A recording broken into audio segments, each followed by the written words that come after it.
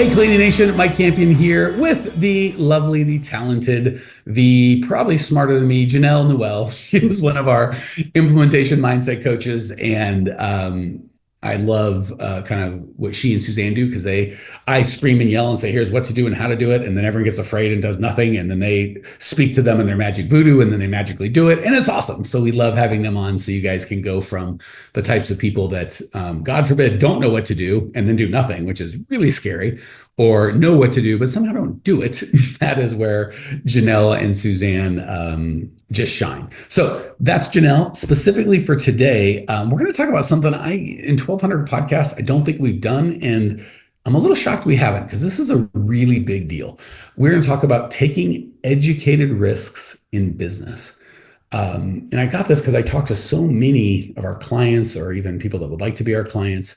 And fear is probably, I'd love to hear your perspective, Jenell, but for my thing, like 30% of probably 60% of what I see holding them back, and 30% what they tell me is holding them back. So they know it's fear, but they just can't get over it. So I kind of have some thoughts, and I would love to hear Jenell, because I'll be the caveman, like banging out stuff. And then Jenell can actually put some, I don't want to say science, but just a lot more experience behind it. So I'll give you kind of my experiences. I've been in business 20 years, bought, built, and sold several multi-million-dollar businesses, taken a lot of risks. So I've done a lot of this stuff, and I can tell you what I've done. But Jenell's coached hundreds, probably thousands of people, where she can say, I know why. So I'll tell you what I think makes sense and doesn't make sense. And then Jenell can kind of overlay that with how to actually make that change in your life and start learning what educated risk is and taking it as opposed to doing nothing. So big picture, just kind of give the bullet points I've got laid out that I wanted to share, and then I will let Jenell put her genius all over it. There's no risk-free option, right? So everybody in business is like, whether it's I'm going to buy a piece of equipment, I'm going to get some coaching, I'm going to invest in marketing, I'm going to whatever, pick your poison, I'm going to raise prices, anything that scares you. People don't want to do that, and they're like, it's too risky. I don't want to do that. But there's no risk-free option. If you raise prices, they could leave. They could yell at you and call you a commie. Like, who knows what could happen? But if you keep the prices, you're pretty much guaranteed you're going to keep, or whatever the thing that you need, coaching, marketing, again, fill in your own blank of what's scaring you. It's kind of like people that are dating an abusive spouse or partner, and they're just terrified to leave. It's kind of like the devil, and they're like, well, if I leave, I could be alone, or I could be whatever. Like, but if you go home, you're going to get hit in the head 9 times, and we know that's going to happen. Maybe we could do something scary. So I just want to reframe that there is no risk-free option, certainly in business, right? And every multi-million-dollar business I know at some point went all in, pushed your chips in, went broke, almost broke, did the scary thing. The big thing is you just can't steer a parked car, right? There's no data. So if you keep doing what you've been doing, you're guaranteed to get what you're getting. If you do something different, you only got 2 options. 1, you get a different result that you're pleased with. God bless. 2, you get a different result that you're displeased with, but you've got more data. And you know how you fix that? You make another goddamn decision, and you see what happens there. And you can do that till the time comes over, or till the time ends. So a couple more bullet points. I'm trying to get them all, and then I'm going to just vomit everything onto poor Jenell. One of my least favorite things to hear people say is, I'll think it over. Not for me, for them. Right? Because I don't think they really have like a rubric of thinking that they go and sit down and write it all out. And what that really means is, I'm too afraid to make a decision, so I'm going to do nothing. But if I said that, I'd sound like a fool. So I say, I'll think it over. But I guarantee if I follow those people around that were thinking it over, 99% of them, at least some of us are more honest, saying I'll sleep on it, which if you think about it is insane. How many of you have gone to bed like not knowing and woke up and be like, I now know how to do algebra or anything, or I now know the right decision, right? They're just saying, I've got a way of making decisions that isn't scary, and I feel has not hurt me too bad or has served me actually in the past, and I don't want to do something different. I want massively different results, but I don't want to do things very differently.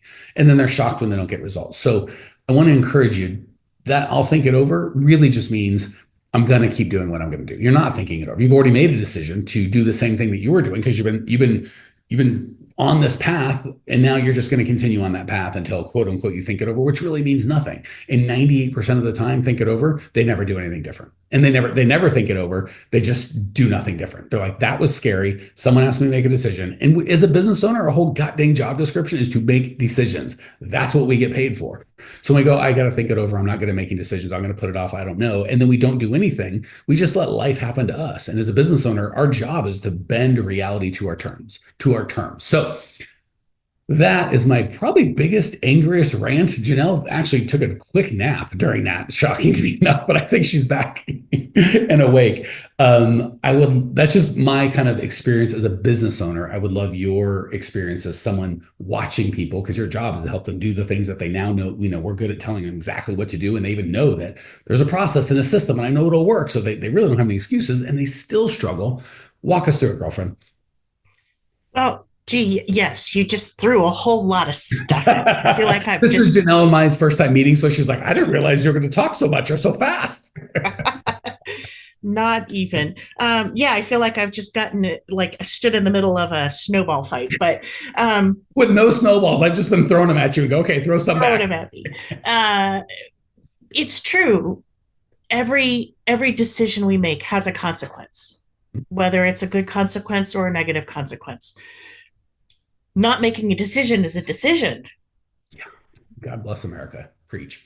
right? So saying I'll think about it, that's a decision to stay in action, which has consequences, just like you're talking about, right? So we know that when we don't do something different, we continue to get the same results, and we see That's this in our because clients. And so oftentimes it we talk degrades. ourselves into a box, Hmm. right? We talk ourselves into it's the devil.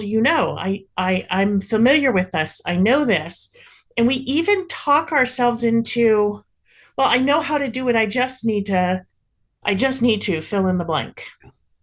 We simplify. There's a silver bullet. If I just shoot that silver bullet, everything will magically be better. Yeah. And bringing this back to the topic of this choosing to make an educated decision about risk, there is risky stuff. There's good investment, there's bad investment, and I know you and I have talked about this. Putting a pair of um, shoes. I'm a woman, so putting a Mhm. pair of shoes, those new fancy red soled shoes on a credit card, that is debt.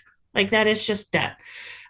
Choosing to make an investment in your business, like marketing, like coaching, like whatever, buying a system or a process.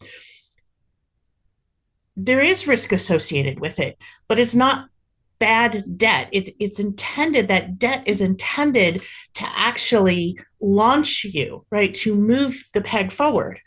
And so when we go and we think about making a decision to do something new, to invest in something, to move our business forward, to buy that expensive piece of equipment, whatever it is, we're banking on the fact that that thing that we're investing in, that piece of equipment, that tool, that whatever, is going to make us more money in business. And we know that because there's evidence. And so what we have to do is allow our subconscious brain, which is always flared up and looking for keep me safe, keep me safe, Right. keep me safe, right? And that's what fear is all about. It's there to keep us safe. And fear is learned. Like as a toddler, you don't know, don't put my hand on the hot stove. We learn that. We are taught that. Sometimes we don't even have to put our hands on the hot stove to learn that lesson. We can learn it from others, Hmm. right? We can listen to the people who know and get that experience. And so when you're as a business owner, you have to allow yourself to go, okay, so yeah, this feels really scary, but what's the evidence, right? Hmm. And what I see is people who are faster at going through that process, like recognizing like this is a really scary decision I'm about to make, and who can recognize that it's fear based and allow themselves to look at the actual evidence. Like, what are the facts here? Oh, Mhm. well, if I buy this fancy vacuum system, my employees are going to work 20% more efficiently, right? So there's evidence we pull from that allows us to kind of override those fear centers. And even if the evidence points to, like, I love what you said, there's always risk. So if you buy the new vacuum system, you hope that the employees will save 20%. You can do the math and go, if they do, I'll save X amount of money over Y amount of time. Fine. But maybe you get nothing. Like, so I think people swing too far one side to the other. One, they're like, there's some risk involved, that also I'm just going to do nothing, which is like, it's not the end of the world, but you should get a job. That's not a good trade. You're going to very hard, if not impossible, for a business owner to thrive in that environment. There's nothing wrong with people that have jobs. We all need employees, but that's just, you're not going to be able to function there. And there's other people who I hate to say it, I prefer, because I'm probably more on this side, are like, screw it, let's do it, right? Like, and maybe they don't. So we're not trying to say with any investment, like just because it's called an investment, you should go all the way into it. But the whole, I'm going to think about it, is like, if you really were like, what data are you going to get? And when you get that data, how are you going to use that to make a better educated decision? And if there's a real plan, like, okay, like that's not thinking about this. I'm going to take it. I'm deciding to take this action. And based on this result, I will make that decision. Like, fine. But most people don't want to do the work of that. They just say things like, I'll sleep on it, which means nothing, which means I'll go away and do nothing. So I love what you're saying, Jenell. It's not like just make a decision and everything's going to be great. Like, no, but it's okay to make a bad decision. We're all going to make a bad decision, right? I would advocate highly for, even if you make 30% bad decisions and 30% good decisions, 70% bad decisions, as long as none of them are to like step off off of a 20-foot building or something like that, you'll still do better than making no decision. And just continue to do this, because you're almost guaranteed to get what you've been getting, or worse. Things never get better. Sometimes they get worse. They never get better on their own.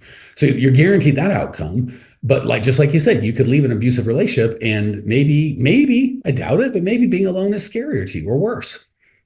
But you're guaranteed to be with this thing. And then at that point, you can make a decision to date somebody else or do something different. So I love the way that you're phrasing it, Jenell, not that just go make a decision and throw care to the wind. We're not saying be careless. You're saying evaluate the data, have a plan. Don't just crumple up and do nothing and say things that sound okay, like I need to sleep on it, or, I never make decisions quickly. Those are just kind of putting a cherry on a turd, right? Like, say the real thing of, I'm scared and I want to crumple up and do nothing. And I know that's not best for me, but that's what I want to do now. At least we got some honesty. So sorry, I didn't mean to interrupt. I'm just so loving what you're saying, girl. Mike Campion here. Do you ever listen to the podcast and go, this is great information, I just wish I could actually get it implemented, and I wish I could get some help? Well, we do that.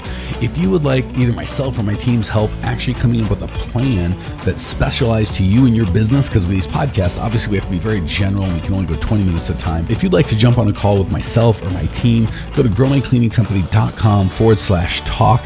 We'll jump on a call. There's no charge, and we'll help you get some absolute clarity around exactly what to do next and how to do it. The reason we don't charge for these calls is the plan that we come up with, people want help implementing that. If that's the case, we're happy to talk about it. And if it's not, that's okay too. We're happy to just help you come up with a plan. So if you want to translate the information you're learning here into an actual plan that can change your life, give us a ring, growmycleaningcompany.com/talk. Love to either myself or have one of our coaches walk you through and actually personalize the content you get here to where you're at with your business. Talk soon. Yeah, and I'm going to say something that I know is going to push somebody's buttons out there. Okay, let's do it. It's not a podcast, though. We've offended somebody. Entrepreneurship, being a business owner, a small business owner, is one of, I think, the scariest things you can do. And it's not for everybody, because not everybody has the, I don't want to call it character, but not everybody has the temperament, the mental, fortitude to face their fears and say, gosh, this is a scary decision I'm going to make. And yes, I'm going to make it. I'm going to make it. I'm going to commit to yes. And if I'm going to commit to the yes, I'm just going to be all in with yes. And that's my decision. I'm not going to second guess it. I'm just going to go and make it happen. Or no, done. Right? Like, this is the daily task of every entrepreneur out there. We make decisions every day, and we know that there's going to be an effect, be it good or bad. But entrepreneurs, we have to be willing to make those decisions, and not everybody is cut out for this. Right. So not everybody can do this. Not everybody can be Mike and go, yay, I'm in. Let me ask a hard question, because what you're saying is really important. I would agree with everything you said so far. I'm like, for those of you not on the podcast, I can't see me. I'm throwing I'm so like tuned in and just couldn't agree with the Jenell more. I couldn't agree more that not everybody is cut out for this. Can anybody learn it? Like, is this a skill that can be developed if that's something you choose? Absolutely. Okay, so even if I'm not born that way, like with the crazy gene or the risk gene, and again, I think it's the opposite, by the way. I think working for somebody else, like for an example, and then I'm dying for you to tell me more about how you would build that. And yes, that's something you have to be. When I had my car dealership, and we'd had it for less than 2 years or something, and it's trying to get some loan or something. I forget what the deal was. Oh, it was a mortgage for something. And we could have paid cash for the goddamn thing. Still couldn't get a mortgage because they said, you haven't been in business 2 years. It's too risky. Even though I've been in business for 20 years prior, had 20 years of tax returns going, he's pretty good at businesses, but not this business. And then one of my employees came within a week, pardon me, and said, can I get a W-2 or something? I need some sort of documentation to, and obviously, I shouldn't say obviously, but this person made substantially less money than I did. Don't know for sure, but I'm guessing his credit wasn't as good as mine. We got pretty good credit. I'm trying to get a home loan. I need documentation saying I work here. Yeah, sure. Got it to him. Approved. No problem. And I'm just like, who's the risky one? If I go out of business, all these people are out of jobs. If I'm not to be trusted with a mortgage because I might fail the business, how can he be trusted with a mortgage? I'm equally, like, if I go down, we all go down. So I just want to encourage you, for those of you that are like, I'm risk adverse, I would argue I'm also very risk adverse.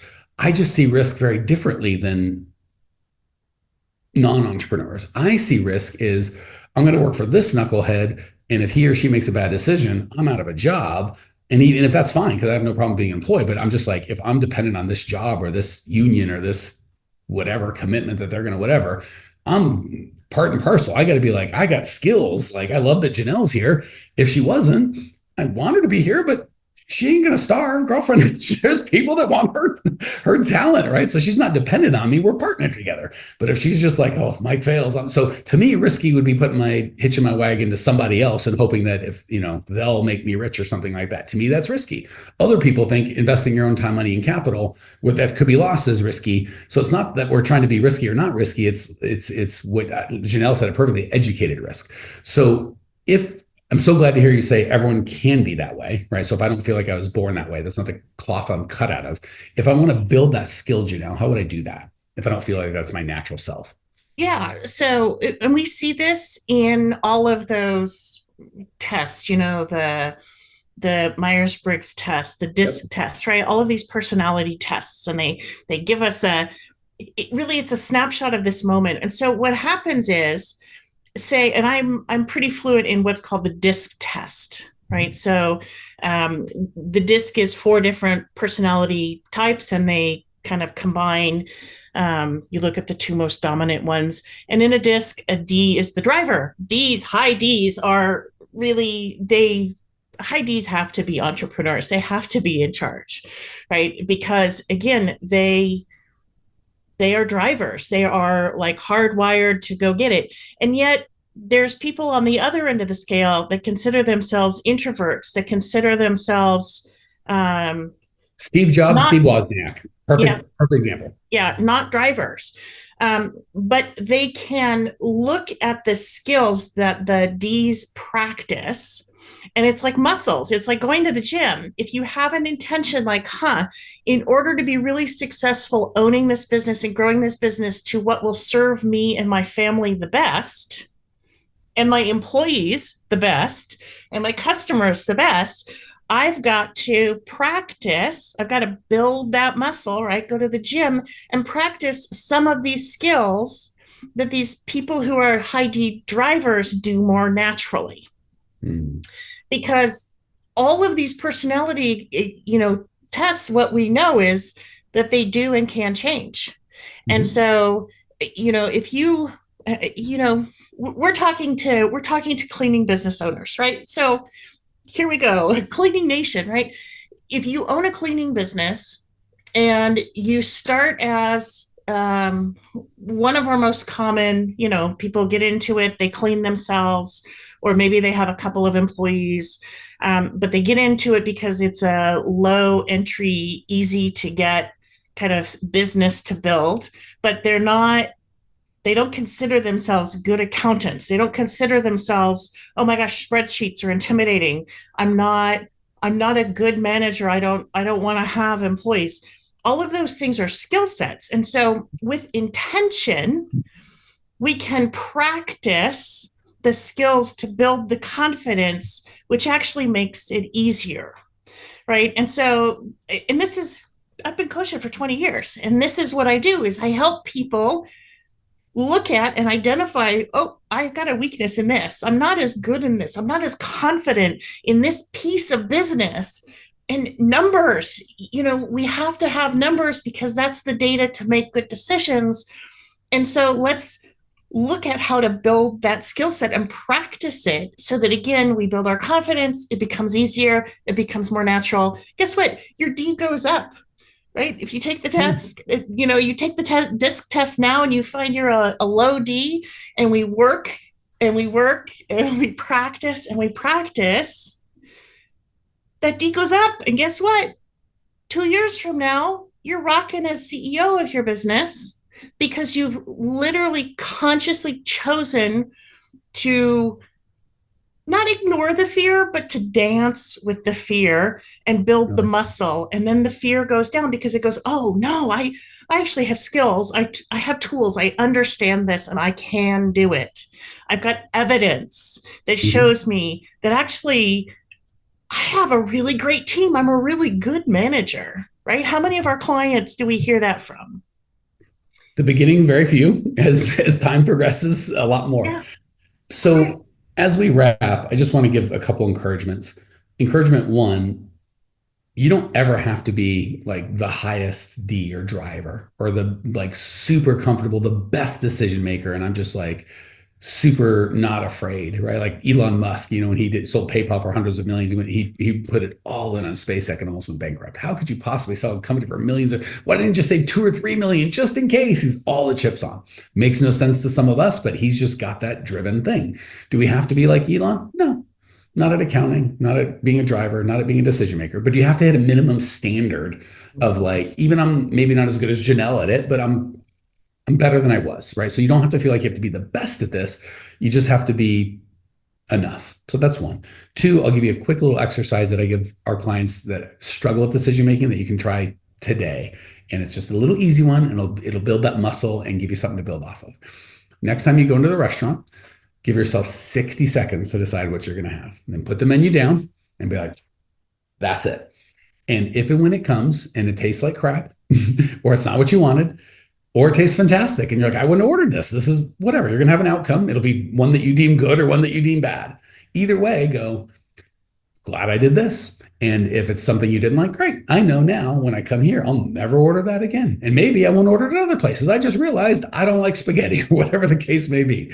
If it turns out great, go fantastic. And you can even have this little, if you're a terrible human like me, you can judge all those around. What are you going to get? I don't know. I haven't been here. I'm thinking fish. And they'll do that for 9.5 minutes. And you'll be like, holy crap, depending on how much you eat out, I'm going to save 1.5 to 12 years deciding on stupid things. And then you'll start going, hey, I can do that. And the fun thing is, it's a muscle. The muscle doesn't know if it's a $20 lunch or a $20,000 business decision. If you get good at one, you'll get better at the other. So start being decisive in places where you feel the stakes are lower, and start rewarding yourself, right? And when you make a decision, it doesn't get an outcome that you like, don't go, I made a bad decision, I'm going to crumple up. And again, I dated a girl. She was a terrible human being. I guess I'll just never have kids. Or I could go, I learned that kind of girl's not for me, maybe. And I go on a different date, and maybe she's a different kind of terrible. And on the 9th date, I realize it's me. I got some internal work. On the first couple, on all of them, I'm still learning, right? At no point do we go, this particular decision didn't get the result I want, therefore decision making bad. We go, I'll just make another decision to fix it, right? You could even go, oh my gosh, I took one bite of this. It's the worst thing I ever had. I just go, hey, this is perfect, my bad. I'm going to have something different, and I'll spend $40 for lunch. Or I'll just have a bad lunch that I don't enjoy and be like, wow, was that the most painful thing that's going to happen today? It's going to be a good day. So those are the quick encouragements I have. Guys, gals, I really appreciate you sticking with me on this one. Jenell, anything I'm missing or you want to wrap before I sign off? No, I think this key thing, though. If you can master this as an entrepreneur, Yes, you got it, right? You can figure it out. You can get to the end and you're going to be ahead. If you don't master this, it's not going to work. Takeaway one, exactly what Jenell said. If you're going to be a business owner, you have to be comfortable. You have to be willing to dance with decisions even when they're scary, and not say dumb stuff, not dumb stuff, but not say ineffective things like I'm going to sleep on it, I'm going to think I'm going to do it never, and then not do it. Thing two, it's a skill you can build, and you can start today. You don't have to be the best decision maker, but you have to be at least decent and just start working on that today. So guys, gals, appreciate you sticking with me on, a lot of times we tell me about marketing, tell me about this, and those are important, but boy, oh boy, if you get this one down, it is a lot easier to run a successful business. It'll feel a lot better. And again, don't beat yourself up when you make a decision, gets a different result. Awesome. New information. And when you get a decision that makes the result that you want, you're like, holy crap, I want to do more of that decision-making stuff. So just make sure you close that loop for yourself in a positive way. If you need, if this has been helpful and you're like, I need more specific information, feel free to reach out. We have a team of amazing coaches like Jenell, like myself, that all we do all day, every day is help owners of cleaning companies have the lives that we want. Reach out. We try and do everything, just so you guys know, we try and give all the information away for free. 1,200 podcasts, 1,300 podcasts, $2. It's all, well, the book's like $20. We only charge for implementation. So if you call, we'll do everything we can to give you the information you need. If and when you're like, I need you guys' help, we can talk about that. But if you just reach out, we will do our best to help you for free, at least with the information. And again, make a decision. If you're like, I'm not getting the results I want, make a decision and call. If you're like, this guy's full of, I like the decision stuff, but he's full of crap. I wouldn't trust him to walk my dog. Great. Make a decision, call somebody better. No problem. Make a decision. Don't just keep doing the same thing. Talk soon, Clean Nation. See ya. Hey, Cleaning Nation, if you dug the content you just got, we don't do any ads and I don't sell anything on this podcast, but if you would just subscribe, rate, and review, it would be huge and I'd be so appreciative. Not only is it going to help me, but you'll help other owners of cleaning companies across the world work less, make more, and get profitable. So if you appreciate the value we give, again, subscribe, rate, and review. It would mean the world to me. I'd really appreciate it. And we sure appreciate your time and attention.